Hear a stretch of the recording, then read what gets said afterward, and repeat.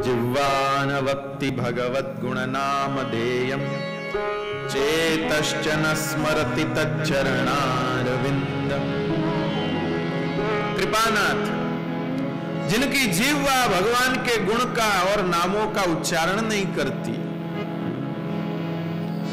बताइए, इसलिए आचार्यों ने वैष्णवों के परस्पर मिलने पर भगवान नाम के द्वारा अभिनंदन करने की पद्धति विकसित करी कि वैष्णव परस्पर मिले तो जय श्री कृष्ण करें,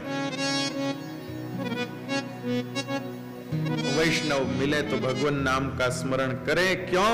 क्योंकि यह भगवान नाम का स्मरण ही हम लोगों को यम द्वार से दूर करता है, यम द्वार से दूर करता है। तो जिनकी जीव भगवान का नाम स्मरण नहीं करती,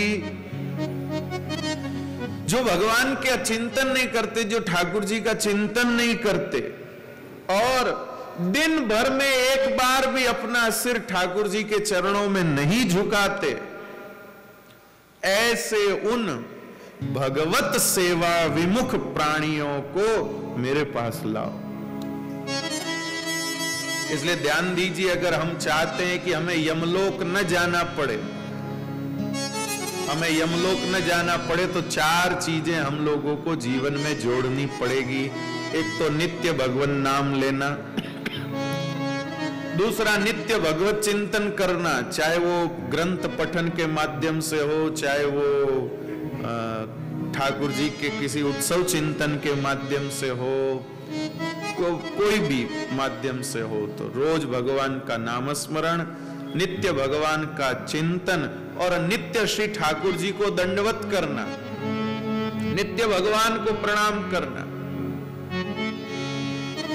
महाभारत का बड़ा प्रसिद्ध श्लोक है, शायद आप लोगों ने सुना होगा या नहीं सुना होगा, मैं निवेदन करता हूं। एकोपि कृष्णस्य कृत प्रणामो दशाश्वमेधी व्रवतेन तुल्यम्। एकोपि कृष्णस्य कृत प्रणामो, एक बार श्री ठाकुर जी को किया गया प्रणाम 10 अश्वमेघ यज्ञ के बराबर है।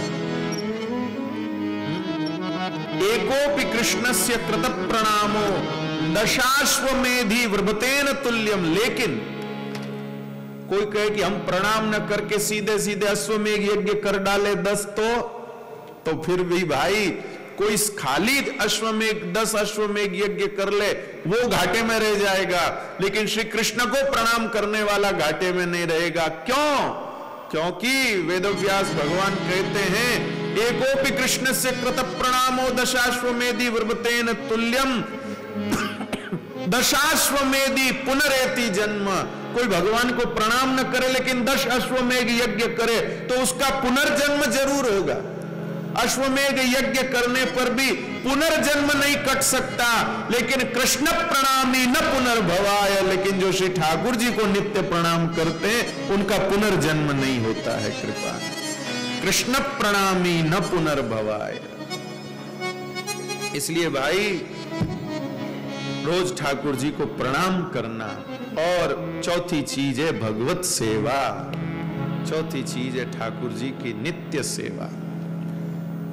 नित्य भगवत सेवा यहां अपने जीवन में होनी चाहिए, कोई ना कोई रूप से। आचार्य कृपा करें तो भगवत स्वरूप की सेवा, वे आज्ञा करें कि भगवान के लीला उपकरणों की सेवा, तो वह भी भगवत सेवा के समान। लीला उपकरण की सेवा क्या है? जैसे गो सेवा, गाय क्या है? गैया श्री ठाकुर जी का लीला उपकरण है, एक प्रकार से श्री ठाकुर जी का विभूति स्वरूप है। तो उनके लिए गैया की भी कोई सेवा करे नित्य प्रति, तो वह भी भगवत सेवा का एक प्रकार है। पवित्र वृक्षों को का जल सिंचन करे, ध्यान से सुनिएगा, पवित्र वृक्षों में जल सिंचन करे, वो भी भगवत सेवा के समान। लेकिन नित्य भगवत सेवा होनी चाहिए, ये ध्यान दे। ये चार चीजें जिसके जीवन में है उनको भैया यमदूतों का सामना कभी नहीं करना पड़ेगा। इसलिए भैया रोज यमराज के जीजा जी का नाम लिया करो, रोज श्री ठाकुर जी को याद किया करो, ऐसी बात है कृपानाथ। इसके बाद सृष्टि को आगे बढ़ाने के लिए दक्ष प्रजापति को आज्ञा दी। ब्रह्मा जी ने भाई अब तू कर, सृष्टि को आगे बढ़ा। तो उसने 10,000 पुत्र उत्पन्न किए दक्ष ने। अब वो 10,000 कोई का जाओ ब्याह करो, परिवार बढ़ाओ। उनको मार्ग में नारद जी मिल गए और नारद जी ने कहा कि कहां जा रहे हो भाई? बोले ब्याह करने जा रहे हैं।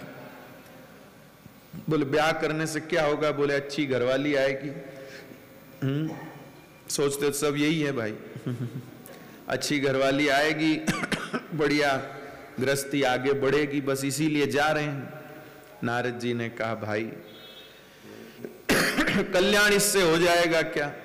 अरे गृहस्थ के सुख से भी बढ़कर के तो ब्रह्म सुख है। वो ब्रह्म सुख कैसे मिलेगा? बोले वो ब्रह्म सुख भटकने से थोड़ी मिलेगा। चलो वन में चलो, वहां बैठ करके नदी के किनारे भगवान का भजन करो, नाम स्मरण करो, जप करो, उससे तुमको ब्रह्म सुख मिलेगा। अच्छा तो महाराज चलते हैं, अगर हमको सुख मिला तो वहां बैठेंगे, नहीं तो फिर हम वापस ब्याह करने को जाएंगे। नारद जी ने कहा चलो तो सही। और जैसे ही वो भजन में बैठे, अब भजन में सुख है ही है। ठाकुर जी के चिंतन में उनको इतना रस आया कि उनके मन में आई कि ये रस छोड़ करके काय को उधर जाएं। और वो गए नहीं। 10,000 छोराई जो हैं वो तो भाई वहीं रह गए, तपस्वी बन के रह गए। अब भैया दक्ष ने कहा भाई क्या हुआ? मेरे जो पुत्र थे वो सब कहाँ चले गए? तब पता चला कि भाई श्री नारद जी महाराज ने सबको भक्ति का उपदेश दे करके और जंगल में तपस्वी बना के बिठा दिया। फिर कुछ पुत्र भेजे, उनको भी बिठा दिया। अब तो दक्ष को क्रोध आ गया और दक्ष ने क्रोध में आकर के नारद जी को कहा कि तू साधु का बाना पहन के घूम रहे हो, पर तुमको समझ तो है नहीं। अरे भाई मुझे सृष्टि का विस्तार करना, मैं पुत्रों को वन में भेजता हूं विवाह आदि कृत्य करने के लिए, तुम साधु बना देते हो। अरे यही तुम्हारा काम है क्या? कृपानाथ, साधु का काम तो जगत को भक्ति का उपदेश करना है। जिसको न पचे उसको न पचे, लेकिन अपने तो कहना तो यही है। हम कैसे किसी को कहे कि नहीं भाई व्यापार करो तो ही सुखी होगे, बच्चे जन्म लेंगे तो ही सुखी होगे, बढ़िया बंगला बनाओगे तो ही सुखी, हम ये कैसे कहें? दक्ष ने कहा कि तुमने हमारा सब ग्रस्त खराब कर दिया, मेरे सब बच्चों को तूने बिगाड़ दिया। बताओ, सबको भजन में लगाया लेकिन वो कह रहे सबको बिगाड़ दिया। क्रोध में भर करके दक्ष ने कहा कि अब मैं तुमको श्राप देता हूं, जाओ तुम कहीं टिको ही नहीं, लोकांतर में हमेशा भटकते ही रहना। कहीं टिकोगे तो फिर किसी को उपदेश दे करके उसका घर बिगाड़ोगे, जाओ भटकते रहो। ऐसा नारद जी को श्राप दिया। यद्यपि श्री नारद जी इतने सामर्थ्यवान थे कि वो चाहते तो उस श्राप को अस्वीकार कर देते, उस श्राप को नष्ट कर देते, ऐसी उनकी सामर्थ्य थी। लेकिन कृपानाथ श्री सुखदेव जी महाराज कहते हैं, प्यारे परीक्षित, यही तो नारद जी की साधुता थी। प्रति जग्राह तद्वाडम नारद साधु सम्मत, एतावान साधुवादो ही तितिक्षेतेश्वरम स्वयं। यही तो साधुता है भाई कि प्रतिरोध करने की सामर्थ्य होने पर भी शांत रहा जाए, ये साधुता है। बदला लेने की पूरी हिम्मत थी, बदला लिया जा सकता था लेकिन फिर भी सह गए, यही साधुता है। बदला लेने की सामर्थ्य थी लेकिन फिर भी सह लिया, यही साधुता है कृपानाथ, यही साधुता है नारद जी की। बदला लेने की शक्ति रहने पर भी दूसरे का किया हुआ अपकार सह लिया, यही साधुता है। गिरिराज जी में एक महाराज जी विराजते थे, पंडित गया प्रसाद जी महाराज, बड़े अच्छे रसिक वो थे। ऐसे रसिक थे कि पूछिए मत। आज से बहुत सालों पहले आज से बहुत सालों पहले श्री नाथद्वारा में रास मंडली आई, रास मंडली आई नाथद्वारा में। जब श्री आचार्य तिलकाय श्री गोविंद लाल जी महाराज श्री विराजा करते थे, तब तो रास मंडली आई। तो भाई रास मंडली के साथ पंडित जी भी आए, गया प्रसाद जी महाराज भी आए नाथद्वारा।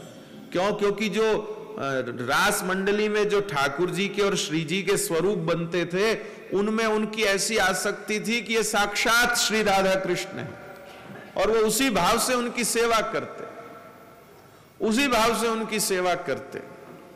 एक बार जो रास मंडली में जो ठाकुर जी बनते थे वो सो रहे थे और पंडित जी उनके चरण संवहन कर रहे थे। तो वो सोते सोते भाई, वो ब्रजवासी बालक थे, उनको चंचलता सूझी, वो अपने पांव के अंगूठे से पंडित जी का नाक यूं दबाने लगे ऐसे।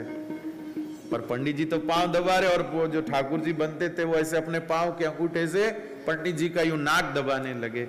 तो जो रासाचार्य थे, जो लीला का संचालन करते, उन्होंने कहा जय जय ऐसे नहीं करते, पंडित जी को कष्ट होगा।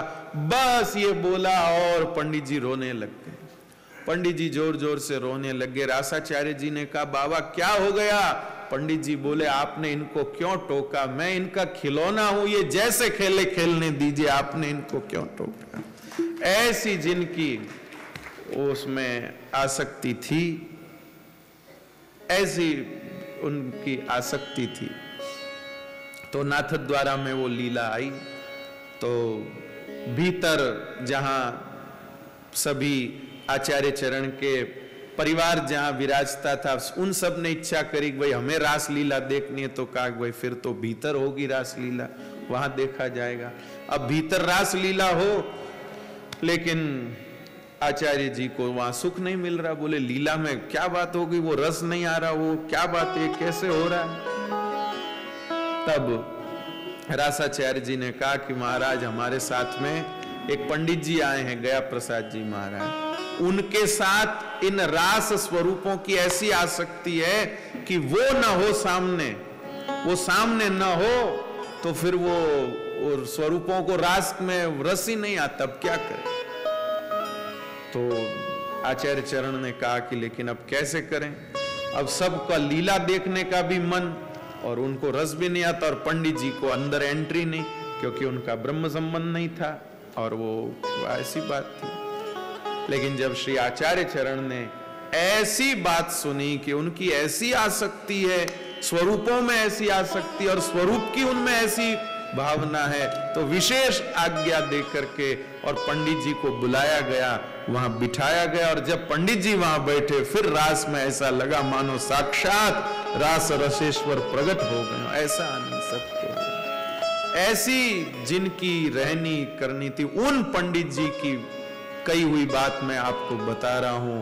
वो पंडित जी महाराज ने एक बार कहा कि जो लोग अपने प्रति किए हुए अपमान को सह लेते, किसी ने हमारे लिए कुछ भला बुरा का अपमान किया, उसको सह लेते हैं, तो श्री ठाकुर जी ऐसे जीवों पर खुश हो जाते हैं, तो अपने दोनों चरण उनकी गोदी में पधरा देते, अपने दोनों चरण उनकी गोदी में पधरा देते हैं, जिनके जीवन में ऐसी बात होती है। क्योंकि यही साधुता है। साधुता का मतलब होता है पवित्रता। साधुता का मतलब वेश नहीं होता है, भगवा वेश का मतलब साधुता नहीं है। साधुता का मीनिंग है पवित्रता। जिनका जीवन इतना पवित्र होता है, उनको, उन पे ठाकुर जी ऐसा अनुग्रह करते हैं। अब भैया, अब जो दक्ष ने है, अब बेटियों को उत्पन्न किया। बोले बेटों को तो महाराज बना देते, अब बेटियां ही पैदा करो। तो बेटियों को जन्म दिया। अब कृपानाथ यहां चली परंपरा आगे। इधर करुणा निधान। एक बार इंद्र के यहां बड़ा भारी दरबार लगा हुआ था। अप्सराएं आदि नृत्य कर रही थी, गान ये सब चल रहा। उसी समय संयोग से देवताओं के गुरु बृहस्पति जी महाराज सभा में पधारे। और जैसे ही बृहस्पति जी महाराज पधारे, तो नियम से, तो कायदे से, तो गुरुजनों के आने से खड़े होना चाहिए, उनका सत्कार करना चाहिए, लेकिन वहां खड़े नहीं हुए। और तो और देख के मुंह अलग से फेर लिया, देखा भी लेकिन मुंह अलग से फेर लिया। ये और गलत हो गया। अब इंद्र ने सोचा कि मैं खड़ा हो जाऊंगा तो सारी सभा खड़ी होगी, तो ये जो नाच गान, ये रंग चल रहा है, इस रंग में भंग पड़ जाएगा। गुरुजी तो रोज के हैं, कोई बात नहीं, आए तो आके बैठ जाएंगे, या कोई बात नहीं, अपने देखो। कृपानाथ, अब आप कहेंगे कि इंद्र पद पर बैठे हुए व्यक्ति में ऐसा अविवेक, ध्यान से सुनिएगा, इंद्र पद पर बैठे हुए व्यक्ति में ऐसा अविवेक, ये कैसे संभव है? तो ध्यान दीजिएगा भैया, ये तभी संभव है जब निरंतर सत्संग नहीं मिलता है, तभी ऐसे अविवेक होते हैं। विवेक की सुरक्षा ही सत्संग से होती है। कोई पौधा ऐसा होता है ना, जिसको नित्य अगर सिंचित न किया जाए तो वो सूखने लग जाता है। बैल होता है ना, बैल को अगर एक दिन व्यवस्थित आहार न मिले तो बैल दुबला हो जाएगा। एक दिन भी अगर उसको व्यवस्थित आहार न मिले तो वो दुबला हो जाता है। बस ऐसे ही कृपानाथ, व्यक्ति को भी अगर एक दिन भी सत्संग न मिले तो उसका विवेक जो है वो शिथिल होने लगता है। इसलिए नित्य सत्संग अत्यंत आवश्यक है भैया, ध्यान से सुन लीजिएगा। इसलिए अपने जीवन में अपने से सत्संग के प्रकार पैदा करिए। रोज कथा नहीं मिलेगी, आवश्यक नहीं कि रोज कहीं कथा हो, रोज कहीं महाराज आए, रोज कोई प्रवचन सुनाए, ये कोई आवश्यक नहीं है। इसलिए अपने जीवन में नित्य सत्संग का कोई प्रकार अपने से विकसित करिए। अगर नित्य सत्संग नहीं रहा, विवेक शिथिल होगा, और विवेक शिथिल होगा तो जाने अनजाने में कभी न कभी हमसे भी ऐसी चूक हो सकती है। तो इंद्र से ये गड़बड़ हो गई। गुरुजी वहीं से मुड़ गए भाई, वहीं से मुड़ गए। आव नहीं आदर नहीं, नहीं नैना मैंने, उण घर कबहु न जाइए, चाहे कंचन बरसे। जब इनके मन में है ही नहीं मेरे लिए कोई भाव, तो फिर मैं जबरदस्ती जाके वहां काय को आसन लगाऊं। और श्री गुरुजी वहीं से चले गए, और इस प्रकार गुरुजी का रुष्ट होकर जाना, वहीं पर देवताओं की श्री जो है वो चली गई। गुरु कृपा ही केवलम, शिष्य परम मंगलम। शिष्य के जीवन में नित्य मंगल ही मंगल हो रहा है, तो वहां उसके ऊपर होने वाली उसकी गुरु की कृपा ही कारण है, उसके गुरु की कृपा ही कारण है। देवताओं के गुरु जी श्री बृहस्पति जी वो चले गए, तो उससे फिर सब हो गया। अब बृहस्पति जी कहां गए? अभी कोई भजन कीर्तन होगा न तब जगह कराएंगे। बैठिए, आप तो बैठो, आपकी तो है जगह। कृपानाथ सुनिए, बृहस्पति जी महाराज चले गए। श्री बृहस्पति जी महाराज वहां से चले गए। कहां गए बृहस्पति जी? सुनो भाई, ढूंढने लगे सब लोग बृहस्पति जी कहां गए। गुरुजी नाराज होके कहां गए? मनावे तो सही, लेकिन गुरुजी किसी को मिले नहीं। बृहस्पति जी महाराज तपस्या करने को चले गए। अजी तपस्या करने को क्यों गए बृहस्पति जी? बृहस्पति जी तपस्या करने को इसलिए गए, जिसने गलती करी तपस्या उसको करनी चाहिए। आप काहे को तपस्या करने को गए? तो श्री बृहस्पति जी महाराज इसलिए तपस्या करने को गए। बृहस्पति जी ने विचार किया, ये देवता मेरे शिष्य हैं, इनको मेरा सम्मान करना चाहिए, ये इनका कर्तव्य है। इन्होंने नहीं किया, लेकिन इन्होंने मेरा सम्मान नहीं किया तो मुझे बुरा लगा। इन्होंने मेरा सम्मान नहीं किया तो मुझे बुरा लगा। सम्मान नहीं मिलने पर मुझे बुरा लगा, ये मेरे भजन की कमी। सम्मान नहीं किया तो मुझे अच्छा नहीं लगा, ये मेरे भजन की कमी है। इसलिए मुझे भजन बढ़ाना चाहिए। अगर मेरा भजन पक्का होता तो मुझे किसी के सम्मान अनुमान से कुछ फर्क नहीं पड़ता, लेकिन इन्होंने नहीं किया तो मुझे अटपटा लगा। अरे भाई मैं इनका गुरु, इन्होंने मुझे मेरा सम्मान नहीं किया, ये मेरे भजन में कमी है, मैं भजन बढ़ाऊंगा। तो श्री बृहस्पति जी महाराज भजन बढ़ाने के लिए गए। इसलिए कृपानाथ ध्यान दीजिए, हम लोगों के मन में सम्मान की इच्छा रहे तो ये हमारे भजन की कमी है, और जब सम्मान से मन दूर भागने लगे तब समझिए कि हाँ भजन पक रहा है। कृपानाथ अब क्या करें भाई, कैसे काम चले, देवता सब घर बार छूट गया। तब भैया लाओ भाई कोई दूसरा गुरुजी लाओ। अब भैया अपना मतलब सिद्ध करने के लिए देवताओं ने नए गुरुजी बनाए। त्वष्टा ऋषि के पुत्र विश्वरूप जी को गुरु बनाया। वो थे तो बड़े अच्छे ऋषि, लेकिन राक्षसों के भांजे थे, तो उन्होंने नारायण कवच देकर इंद्र को बलवान बना दिया। इंद्र ने देवलोक को वापस प्राप्त कर लिया, लेकिन यज्ञ करते समय विश्वरूप जी जोर से मंत्र बोलते हैं और देवताओं को आहुति देते हैं, इंद्राय स्वाहा। लेकिन भाई धीरे से मंत्र बोल करके अपने मामा को आहुति दे देते हैं।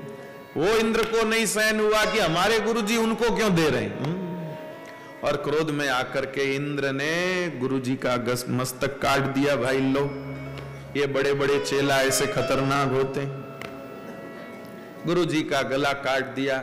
इंद्र को ब्रह्महत्या लगी। ब्रह्महत्या का 4 भागों में विभाजन किया।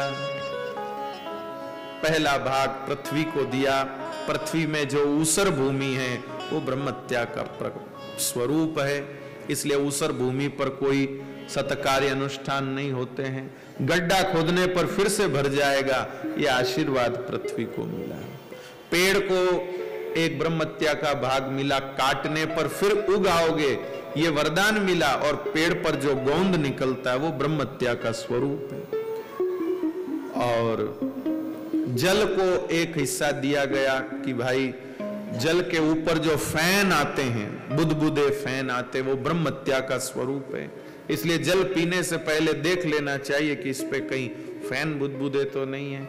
एक अत्यंत बुजुर्ग को हमने देखा, हाथ में लोटा लिया और देखा, और देख करके थोड़ा ऐसे गिरा दिया। हमने सोचा शायद उन्होंने देखा, इसका मतलब कचरा ढूंढा होगा, और ऐसे गिराने, कचरा तो अंदर होगा तो वो ऐसे ऊपर से गिराने से कैसे गया होगा। फिर बाद में इसका खुलासा हुआ कि जल के ऊपर अगर ऐसा फैन बुदबुद है तो वो पीने के योग्य नहीं, इसलिए पहले उसको हटाना चाहिए।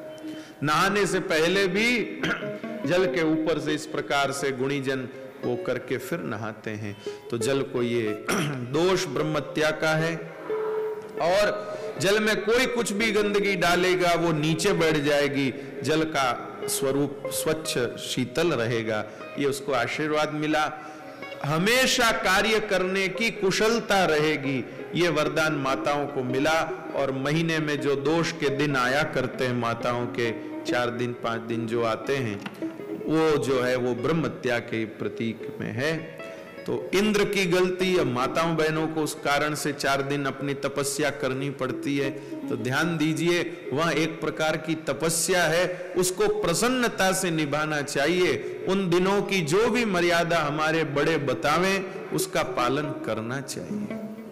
आधुनिक काल में पढ़ी लिखी बहनें इन सब बातों को महत्व नहीं देती हैं। वो सोचती है तो सब पुराने जमाने की बातें, अब इसमें क्या पढ़ा, ये तो ये है वो है। लेकिन यहाँ योग्य नहीं, और कोई करे न करे, लेकिन जिनके घर कभी कोई साधु संत ब्राह्मण भोजन करने के लिए आते हैं, जिनके घर रोज श्री ठाकुर जी को भोग लगता है, उन घरों में तो इस नियम के पालना की अनिवार्यता है। उनको तो ये पालन करना ही चाहिए। आपके घर कोई साधु संत वैष्णव ब्राह्मण भोजन करने आते हैं और आपके रसोई घर में अगर उन मर्यादा का पालन नहीं होता है तो आपके घर का अन्न खाने से उनकी बुद्धि बिगड़ेगी, उनका भजन बिगड़ेगा, उनका चरित्र बिगड़ेगा, वो दोष अपने पे लगेगा। इसलिए भैया इसका पालन निश्चित रूप से करना ही चाहिए।